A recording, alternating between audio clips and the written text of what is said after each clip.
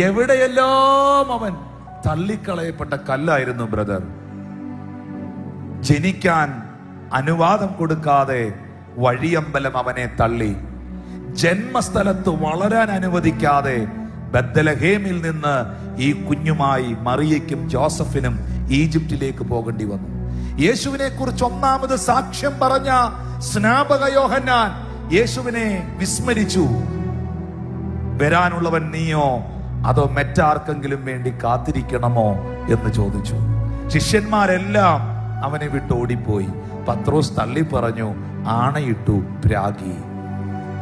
എല്ലാ മേഖലയിലും നിന്ദയും തിരസ്കരണവും വേദനയും അനുഭവിച്ച കർത്താവ് ക്രൂശിൽ കിടന്നുകൊണ്ട് ചങ്കു പൊട്ടിക്കൊണ്ടൊരു ചോദ്യം തന്റെ പിതാവിനോട് ചോദിക്കുകയാണ്. എൻ്റെ പിതാവേ, എൻ്റെ പിതാവേ, നീയും എന്നെ കൈവിട്ടോ? നീയും എന്നെ മറന്നു കളഞ്ഞോ? തിരസ്കരണത്തിന്റെ വേദന അവൻ അറിയാം. നിന്ദകൾ കേൾക്കുന്നവരോടുണ്ടോ? നിന്ന കേട്ടിട്ടുള്ളവരോടുണ്ടോ? ചെയ്യാത്തത് ചെയ്തെന്നും പറയാത്തത് പറഞ്ഞെന്നും അറിയാത്തത് അറിഞ്ഞെന്നും ഒക്കെ പരിഹസിച്ചവർ, പരിഹാസം കേട്ടവരുടെ ഉണ്ടോ? നമ്മളൊരു തെറ്റ് ചെയ്തിട്ടാണ് ശിക്ഷ അനുഭവിക്കപ്പെടുന്നെങ്കിൽ നമുക്ക് വലിയ വേദന ഉണ്ടാകുകയില്ല. ഒരു തെറ്റും ചെയ്യാതെ, ഒരു കുറ്റവും ചെയ്യാതെ നിനക്കെതിരെ ലോകം വിരൽ ചൂണ്ടുമ്പോൾ അനുഭവിക്കുന്നൊരു പെയിനുണ്ട്.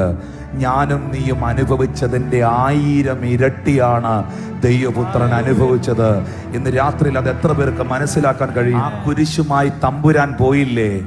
വയലിൽ നിന്ന് കയറി വന്ന കുറേനക്കാരനായ ശീമോൻ എന്ന് പറഞ്ഞൊരു താണ ജാതിക്കാരനോട് ആ കുരിശിനൊന്ന് ചുമക്കാൻ പറഞ്ഞപ്പോൾ ആ കുരിശിന്റെ അഗ്രമൊന്ന് താങ്ങിയ ആ താണ ജാതിക്കാരന്റെ തലമുറകളെ, അലക്സാണ്ടറിനെയും റൂഫസിനെയും അനുഗ്രഹിച്ചവനായ കർത്താവ് ഇന്ന് പകലിലും ജീവിക്കുകയാണ്.